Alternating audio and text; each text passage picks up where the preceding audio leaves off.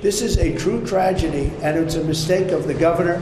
It's not just rhetoric. There's real concern the incoming president plans to withhold future disaster aid for political reasons. And if we don't give him the money to put out his fires, he's got problems. In fact, officials from the first Trump administration have gone on record claiming that in 2018, Trump initially refused relief for California after deadly fires because of the state's Democratic leanings. So when the Palisades fire erupted Tuesday, California Governor Gavin Newsom was quick to point to a lack of interference in getting aid under President Joe Biden. No politics, no hand-wringing, no kissing of the feet. A politicized response is one worry. The spread of misinformation is another. Trump continues to promote falsehoods about the California fires, as he did with other disasters, including Hurricane Helene. Kamala spent all her FEMA money, billions of dollars, on housing for illegal migrants. Welcome to the Ken Harbaugh Show. I don't think I've ever seen anything more grotesque than the way Donald Trump and Fox News have responded to the California wildfires. That is saying a lot after we just suffered through one of the most divisive and hate-filled presidential campaigns fueled by the lies told by Trump and their amplification on Fox News. But to see them now taking advantage of this tragedy as it is unfolding, I don't know how much lower they can go. They're not providing anything of value. They're certainly not rushing to the sound of danger or uplifting communities in crisis. They don't inform their audience. They provoke them, sniping and complaining and criticizing from a safe distance. Because the more controversy they generate and the more hate they push, the better their ratings are. I've never thought that Fox, for all its performative flag waving, was a particularly patriotic organization, but to see them use people at their most vulnerable, people who have lost everything, it's hard to watch. I say this as someone who lived in LA for several years. Many of the scenes I'm watching unfold now on TV are of places I came to know and love when I was there. I spent those years in LA helping build a disaster relief organization that has trained hundreds of thousands of veterans to respond to natural disasters, including wildfires. I went through wildland firefighter training and earned my red card, the federal certification required to deploy to fight these kinds of fires. I never got on a fire, but I went through the training because I wanted to understand what I was asking our firefighting teams to go do. And let me tell you, that course was one of the toughest things I have ever done. That's just the course, not even an actual fire. I say this as a military vet who's been through several top-tier survival programs, including, for the vets listening, Advanced SEER School. Fighting a wildfire is backbreaking, dangerous, relentless work. Fires the size of the ones burning in California right now are attacked in much the same way a battle is waged, with complex chains of command, air and ground assets, and all the confusion and complexity inherent in actual combat. The fog of war applies here just as in wartime. So to see the president-elect and his minions intentionally spread misinformation while Americans are suffering, and while those on the front lines are risking their lives, is enraging. The rate at which Trump and his enablers spread their lies makes it almost impossible to keep up.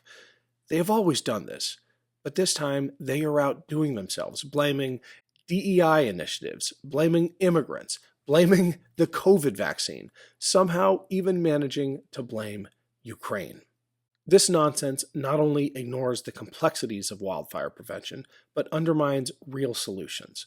Trump's approach is nothing but a toxic cocktail of division, misinformation, and lies, all designed to provoke outrage and drive up ratings. So here are some actual facts about the wildfires and about those trying to address the crisis. Far from having lost firefighters over the last few years, as has been alleged, the number of CAL FIRE personnel has nearly doubled since 2019, as has CAL FIRE's budget from $2 billion to $3.8 billion. The budget for managing the forest, which Trump refers to as raking the forest, is now 10 times larger than it was when Governor Newsom took office. California treated more than 700,000 acres of land for wildfire resilience in 2023 and prescribed or controlled fires for wildfire mitigation more than doubled between 2021 and 2023. And this lie about 60 fire trucks from the state of Oregon being held up in Sacramento for emissions testing. All out-of-state fire trucks take part in a 15-minute inspection to make sure the vehicles are safe. But when Dinesh D'Souza posted this, those Oregon firefighting teams were already in LA County helping to fight the fires. I want to go back to those on the front lines, the men and women risking their lives. Many of those I went through firefighter training with continue to serve. They've described to me the backbreaking work of digging trenches to outflank fires, clawing at the earth with picks and shovels to create a fire break, working through suffocating heat, chugging water to stave off dehydration, and collapsing at the end of 14-hour shifts only to do it all again the next day. One friend described laying down after one of those shifts, too tired to eat, and falling sound asleep right there on the rocky ground in sweat-soaked clothes. That's if you're lucky. If the fire surrounds you, your last line of defense is a fire blanket and a prayer that the flames pass quickly enough not to kill you. I remember these practice drills, deploying the fire shields, kind of like sleeping bags, and crawling inside knowing full well that one's chances in such a scenario were slim to none. It's Ken Harbaugh. Quick break here to let you know that we'd love to hear from you. Your comments, suggestions, thoughts about future topics and guests.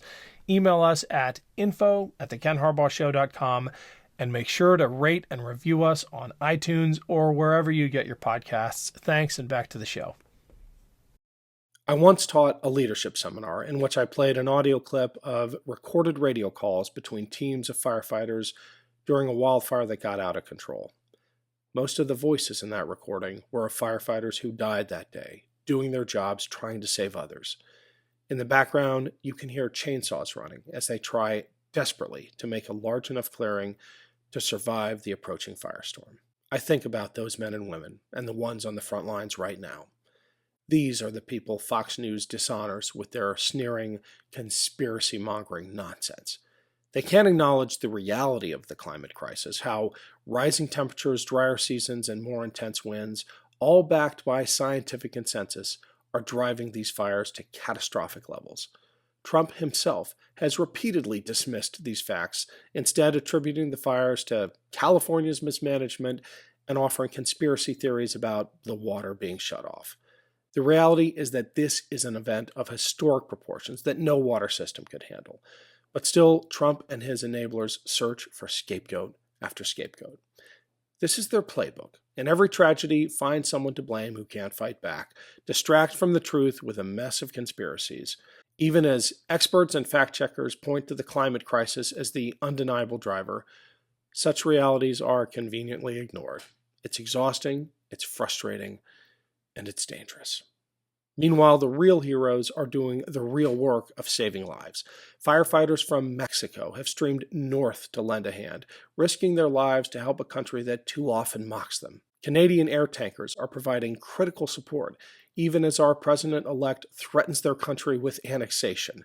Watching these pilots fly those death-defying approaches, as a former military aviator myself, fills me with awe. Then there are the National Guardsmen from California who are keeping communities safe, even as some have seen their own homes burned to the ground. The whole world is watching, and good people everywhere are standing up and risking their lives to help. But Fox News? It's nothing but division and deceit, a parade of bad faith arguments designed to tear us apart. This country used to do things the right way. We used to be able to build things. We used to be able to protect fish and have enough water to fight fires. We used to be able to take care of the mentally ill, homeless, and the people who had homes. We promoted people based on merit and tried not to discriminate against people who were different. It's not that hard. One last note. If you're wondering about the change in backdrop, I'm at the family ranch in Texas looking after my parents, which is why I've gotten such a heavy dose of Fox News lately. But maybe that's a needed reminder that so many people who supported Trump and his agenda did so based on the lies being fed to them. I get angry at those who fall for those lies, who let themselves be manipulated. But we all have to resist the temptation to hate them. First of all, it doesn't work. I, for one, do not have the energy to hold that much enmity for so many of my fellow Americans. That's not to say we won't push back. We have to call out the disinformation. We have to support the experts and the firefighters who've dedicated their lives to combating these disasters, because the truth isn't all that complicated. These fires aren't caused by DEI initiatives or complex conspiracies. As actual scientists have repeatedly stated, they are driven by extreme weather conditions exacerbated by climate change and a refusal to face reality. Acknowledging that doesn't divide us. Ignoring it does. The real danger isn't addressing the climate crisis. It's the lies that keep us from doing so. Disinformation is just fuel poured onto that fire. And no one fans those flames better than Donald Trump and Fox News.